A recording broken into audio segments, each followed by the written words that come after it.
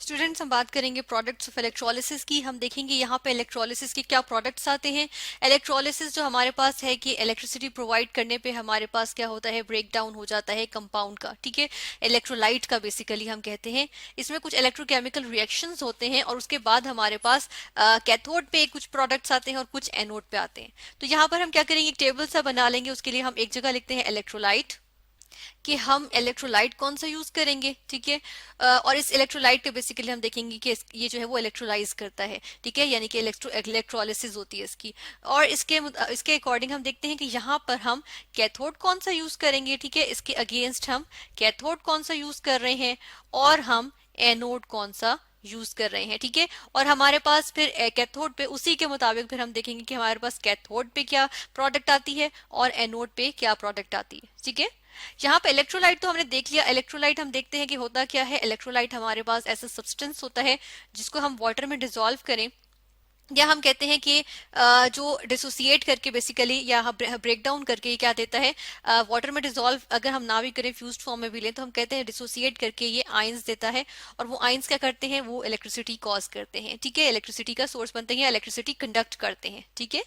तो हम यहाँ पर क्या देखेंगे कि इलेक्ट्रोलाइट कौन सा यूज करते हैं। दूसरी चीज हम यहाँ पर देखेंगे कैथोड। हम बात करें तो कैथोड हमारे पास क्या होते हैं, नेगेटिवली चार्ज होते हैं, ठीक है। कैथोड हमारे पास नेगेटिव चार्ज जो इलेक्ट्रोड होता है वो कैथोड होता है। और एनोड कौन सा होता है, डेफिनेटली इसका ऑपोजिट वन होगा, यानी कि पॉजिटिवली चार्ज इलेक्ट्रोड हमारे पास एनोड आ जाता है, ठीक है ना। तो फर्स्ट ऑफ ऑल हम यहाँ पर क्या देख रहे हैं कि यहाँ पर हम कुछ इलेक्ट्रोलाइट, अगर हम किसी एक इलेक्ट्रोलाइट की बात करें तो यहाँ पे फर्स्ट ऑफ ऑल हम बात करेंगे किसकी, हम यहाँ बात करेंगे सोडियम क्लोराइड की बात कर लेते हैं, ठीक है। सिंपल से स्टार्ट लेते हैं, सोडियम क्लोराइड की बात करेंगे। सोडियम क्लोराइड हमारे पास किस तरह हो, मोल्टन फॉर्म में मेरे पास मौजूद हो, ठीक है, यानी कि फ्यूज्ड हो, या हम कहते हैं कि ये मोल्टन फॉर्म में हो, ठीक है। तो चले हम फ्यूज्ड लिख देते हैं, यहाँ पे हमने लिख दिया फ्यूज्ड फॉर्म में मेरे पास सोडियम क्लोराइड मौजूद था। तो इसको देखें, यहाँ पर कैथोड हम क्या यूज कर रहे हैं। अच्छा, कैथोड अगर हमने यहाँ पे इनर्ट यूज किया हो, फॉर एग्जाम्पल हमने प्लेटिनम का यूज किया हो या ग्रेफाइट का, ठीक है। तो इनर्ट इलेक्ट्रोड होने का मतलब क्या होता है, इनर्ट इलेक्ट्रोड का मतलब होता है कि हमारे पास जो इलेक्ट्रोड है वो क्या हो, वो रिएक्शन में टेक पार्ट नहीं कर रहा हो, ठीक है, रिएक्शन में हिस्सा नहीं ले रहा हो, ठीक है। तो उसको हम कहते हैं इनर्ट इलेक्ट्रोड। और जो इनर्ट हमारे पास जो इलेक्ट्रोड्स होते हैं उनमें हमारे पास जो बेस्ट एग्जाम्पल्स आ जाती हैं इनर्ट वंस में, तो उसमें हम देखते हैं प्लेटिनम के बने हुए होते हैं वो इलेक्ट्रोड्स, या फिर किसके बने होते हैं, ग्रेफाइट के बने हुए होते हैं। तो वो हमारे पास क्या होते हैं, इनर्ट होते हैं, रिएक्शन में हिस्सा नहीं लेते हैं, ठीक है। इनर्ट इलेक्ट्रोड्स की मौजूदगी में जब हम यहाँ पर क्या करते हैं, यहाँ पर हमने रिएक्शन किया और हमने इलेक्ट्रोलिसिस की सोडियम क्लोराइड की, जो कि फ्यूज्ड सॉल्ट की फॉर्म में मौजूद था, तो हमने या मोल्टन फॉर्म में मौजूद था, तो हम देखते हैं कि हमारे पास जब फ्यूज्ड या मोल्टन सॉल्ट की हम इलेक्ट्रोलिसिस करते हैं तो हमारे पास जो प्रोडक्ट्स आती हैं वो बिल्कुल सिंपल होती हैं। फॉर एग्जाम्पल यहाँ पर हमारे पास आज कैथोड पे सोडियम आइंस चले जाएंगे, ठीक है, कैथोड पे जाएंगे तो क्या करेंगे, वो इलेक्ट्रॉन ले लेंगे क्योंकि कैथोड नेगेटिवली चार्ज है, ठीक है। तो वो से नेगेटिव चार्ज लेंगे और क्या बन जाएंगे, सोडियम का मेटल बन जाएगा, ठीक है। तो ये हमारे पास क्या आ जाएगा, कैथोड पे हमारे पास जो प्रोडक्ट आ रही है वो सोडियम मेटल आ रही है। एनोड पे देखते हैं, एनोड पे क्या होगा, क्लोराइड आयन जाएगा, ठीक है। क्लोराइड आयन जब जाएगा तो क्या हो रहा है, यहाँ पे एनोड पॉजिटिवली चार्ज है, ठीक है, इसे पॉजिटिव चार्ज नहीं लेगा बल्कि क्या होगा, अपने इलेक्ट्रॉन्स, एक्स्ट्रा इलेक्ट्रॉन्स इसको दे देगा। ऐसे में क्या होगा, क्लोरीन का एटम आ जाएगा।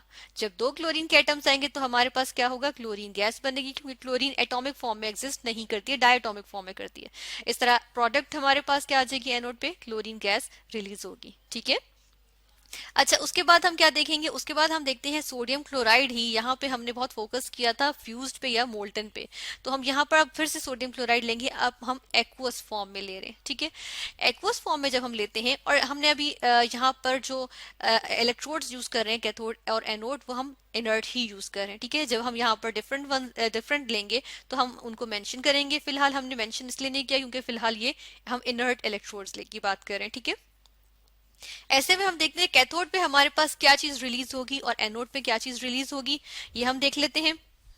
हम देख लेते हैं, यहाँ पे सिर्फ सोडियम क्लोराइड ही नहीं होता जो इलेक्ट्रोलाइज करेगा या डिसोसिएट करेगा, बल्कि यहाँ कुछ और भी मौजूद होता है और वो हमारे पास होता है वाटर, ठीक है, H2O। ऐसे में होता क्या है कि कंपटीशन लग जाता है। यहाँ पे सोडियम क्लोराइड कहता है कि इसके आयंस आ रहे हैं इसके पास, यानी कि सोडियम आयंस आ रहे हैं, और क्लोराइड आयंस आ रहे हैं, ठीक है। और दूसरी जानिब वाटर के भी अपने आयंस मौजूद होते हैं। हम देखते हैं कि हमारे पास क्या आ जाते हैं यहाँ पे, यहाँ हमारे पास आ जाता है हाइड्रोनियम आयन, ठीक है, H3O पॉजिटिव, और साथ में आ जाता है हाइड्रोक्साइड आयन, ठीक है। तो होता यह है कि हाइड्रोक्साइड आयन तो इतना पावरफुल नहीं होता है as compare to chloride ion, कि वो हम कहें कि जी एनोड पे जाए तो क्लोराइड आयन फौरन से क्या करता है, एनोड पे चला जाता है, ठीक है। और हमारे पास एनोड पे क्या आ जाता है, एनोड पे हमारे पास क्लोरीन गैस आ जाती है, ठीक है।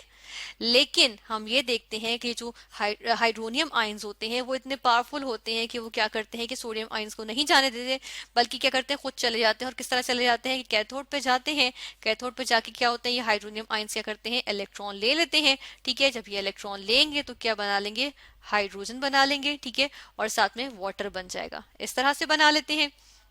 और ये जो हाइड्रोजन है डेफिनेटली ये मोनोटॉमिक फॉर्म में तो एग्जिस्ट नहीं करेगी, तो ये क्या करती है कि हाइड्रोजन जो हमारे पास आ जाती है कैथोड पे, वो एक्चुअली हमारे पास हाइड्रोजन गैस की फॉर्म में मौजूद होती है, ठीक है। तो इस तरह से जो प्रोडक्ट्स आ रही हैं सोडियम क्लोराइड एक्वस फॉर्म में यूज करें, ठीक है, तो हम हमारे पास क्या होती है, हाइड्रोजन गैस और क्लोरीन गैस। यहाँ पे अब हम एक और एग्जांपल देख लेते हैं। इसी प्रिंसिपल पे हम देखते हैं कि जब हमारे पास मोल्टन लेड ब्रोमाइड होगा, ठीक है, पी बी लेड के लिए Br, ब्रोमाइड के लिए Br2, ठीक है, लेड ब्रोमाइड, तो हम देखते हैं कि अगर इसको मैं ले रही हूँ फ्यूज्ड फॉर्म में या मोल्टन फॉर्म में ले रही हूँ, ठीक है, तो हमने कहा फ्यूज्ड में तो बहुत आसानी से हमें पता चल जाता है यही एक इलेक्ट्रोलाइट मौजूद है, यही मोल्टन फॉर्म में मौजूद है, तो इसी के जो है वो हमारे पास प्रोडक्ट्स आएंगी। यानी कि कैथोड पे हमारे पास क्या आ जाएगी, लेड का मेटल आ जाएगी, ठीक है, और हमारे पास जो एनोड है इस पे क्या आ जाएगा, इस पे हमारे पास ब्रोमीन गैस जो है वो रिलीज हो जाएगी, ठीक है। तो इसकी सिंपल प्रोडक्ट्स आ जाएंगे। तो हमने देखा फ्यूज्ड की तो बड़ा हमारे पास सिंपली हमारे पास प्रोडक्ट्स आ रही हैं। इसी तरह लेड क्लोराइड हो तो उसकी भी इसी तरह हमारे पास प्रोडक्ट्स आ जाएंगी, ठीक है ना। लेकिन यहाँ पर हम देखते हैं कि ट्रिकी क्या होता है, ट्रिकी होता है जब हमारे पास एक्वस सोल्यूशन मौजूद हो। इस तरह से एक्वस सोल्यूशन हमने सोडियम क्लोराइड का देखा, ठीक है। इसी तरह अगर हम एक्वस सोल्यूशन यहाँ पर देखें किसका, कॉपर सल्फेट का देखें, इसका एक्वस सॉल्यूशन देखें, तो हम देखते हैं। अच्छा, यहाँ पे एक और बात हम बताते चलें कि हम ये बात रिपीट कर रहे हैं कि कैथोड और एनोड यहाँ पे हमारे पास क्या है, इनर्ट है, यानी कि प्लेटिनम और या फिर ग्रेफाइट के बने हुए हैं, ठीक है ना। अच्छा, वापस आते हैं, हम देखते हैं कॉपर सल्फेट का एक्वस सॉल्यूशन लिया, इसकी हमने इलेक्ट्रोलिसिस की। अगेन H2O भी कम्पीट करेगा, ठीक है, और जब H2O कम्पीट करेगा तो हम देखते हैं कि कॉपर आइंस फास्ट होते हैं, तेज होते हैं, वो क्या करते हैं, कैथोड पे जाते हैं, कॉपर आइंस इलेक्ट्रॉन्स ले लेते हैं और क्या बनाते हैं, कॉपर की फॉर्म में डिपॉजिट हो जाते हैं। लेकिन हमारे पास जो सल्फेट आइंस होते हैं वो इतने फास्ट नहीं होते, ठीक है। उसकी बजाय हम देखते हैं कि जो हमारे पास H2O से हमारे पास H2O की जो ब्रेक डाउन हुई थी उससे हमारे पास हाइड्रोक्साइड आइंस आते हैं। तो ये हाइड्रोक्साइड आइंस क्या करते हैं, ये हम कहते हैं कि इलेक्ट्रॉन्स रिलीज करते हैं, ठीक है। इलेक्ट्रॉन्स रिलीज करने के साथ साथ ये ऑक्सीजन गैस भी बनाते हैं, ठीक है। तो ये जो ऑक्सीजन गैस बना रहे हैं ये बेसिकली ये एनोड पे काम होगा ये सारा, क्योंकि एनोड पे ऑक्सीडेशन होती है, ऑक्सीजन इलेक्ट्रॉन्स रिलीज होंगे, एनोड को पे इलेक्ट्रॉन्स रिलीज कर दिए जाएंगे, ठीक है। तो हमारे पास यहाँ पे क्या आएगी, ऑक्सीजन गैस जो है वो रिलीज होगी और प्रोडक्ट के तौर पे आ जाएगी, ठीक है। फिर उसके बाद हम मजीद देख लेते हैं, यहाँ पर हम एक और एग्जाम्पल देखेंगे और वो हम यहाँ पर देखेंगे सोडियम हाइड्रोक्साइड की, ठीक है। हम यहाँ पर सोडियम हाइड्रोक्साइड की बात कर लेते हैं, Na सोडियम के लिए, OH हाइड्रोक्साइड के लिए। इसका एक्वस सॉल्यूशन मौजूद हो तो हम देखते हैं हमारे पास, हमने ऊपर भी देखा था कि हाइड्रोजन एक्वस सॉल्यूशन में वाटर तो कम्पीट करेगा, यानी हाइड्रोनियम आइंस और हाइड्रोक्साइड आइंस कम्पीट करेंगे। ऐसे में देखें हमारे पास क्या आ रहे हैं, एक तो हाइड्रोजन आइंस आ रहे हैं या हाइड्रोनियम आइंस आ रहे हैं जिसको हम कहेंगे H3O पॉजिटिव, और हमारे पास OH नेगेटिव आइंस आ रहे हैं एक्वस की वजह से। तो OH आइंस तो यानी हाइड्रोक्साइड आइंस तो सोडियम हाइड्रोक्साइड के भी हैं। और यहाँ पर जो सोडियम क्लोराइड के केस में हमने देखा था कि हाइड्रोनियम आयन ज्यादा तेज होते हैं, ठीक है। तो यहाँ पर क्या होगा, हमारे पास हाइड्रोजन गैस जो है वो रिलीज होगी कैथोड पे। एनोड पे क्या आएगा, डेफिनेटली हाइड्रोक्साइड आयंस की वजह से हमारे पास ऑक्सीजन गैस जो है वो आ जाएगी, ठीक है। तो इस तरह से हमने देखा कि यहाँ पर हमारे पास प्रोडक्ट्स क्या आ जाती हैं, सोडियम हाइड्रोक्साइड के कुछ सोल्यूशन की जब हम इलेक्ट्रोलिसिस करते हैं, हाइड्रोजन गैस और ऑक्सीजन गैस। अब ऐसा करते हैं, हम यहाँ पर कुछ ऐसे इक्वेशंस ले लेते हैं, सॉरी हम ऐसे इलेक्ट्रोलाइट्स ले लेते हैं जिनके साथ हम जो कैथोड या और एनोड यूज करेंगे वो हम रिएक्टिव यूज करेंगे, ठीक है। यानी कि कैथोड और एनोड भी रिएक्टिव होंगे, वो हमारे पास इनर्ट नहीं होंगे, वो रिएक्शन में हिस्सा लेंगे, ठीक है। जिस तरह से यहाँ पर एग्जाम्पल ले लेते हैं हम, हमारे पास फर्स्ट करें इलेक्ट्रोलाइट जो हम यूज कर रहे हैं वो हम यूज करें कॉपर सल्फेट का, ठीक है।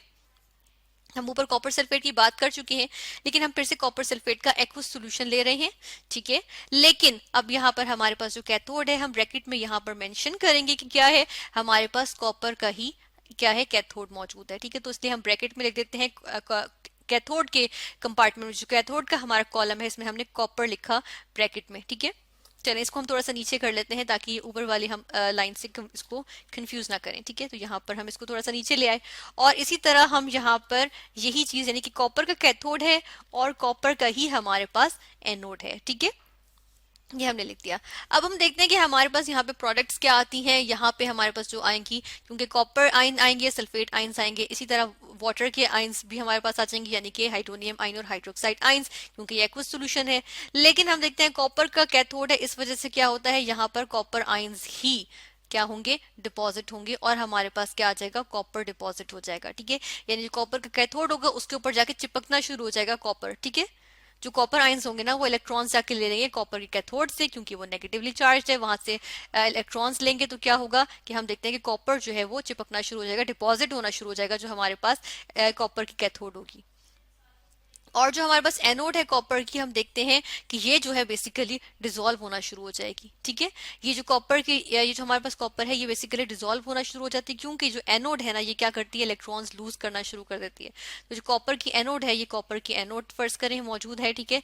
तो ये क्या करती है, ये इलेक्ट्रॉन्स लूज करके कॉपर आइंस बनाती है। कॉपर आइंस का मतलब है कि वो किस में चले गए, वाटर में या सोल्यूशन में चले गए। कॉपर आइंस तो वाटर में चले गए, और इन्होंने जो दो इलेक्ट्रॉन्स लूज किए हैं, बेसिकली यही इलेक्ट्रॉन्स एक्चुअली होते हैं जो कि ये कॉपर जो है, जो कॉपर होता है वो इनको टेक करके, ठीक है, इनको लेके, और क्या कर रहा होता है, जो कॉपर जो सोल्यूशन के अंदर मौजूद है ना, ये इलेक्ट्रोलाइट है।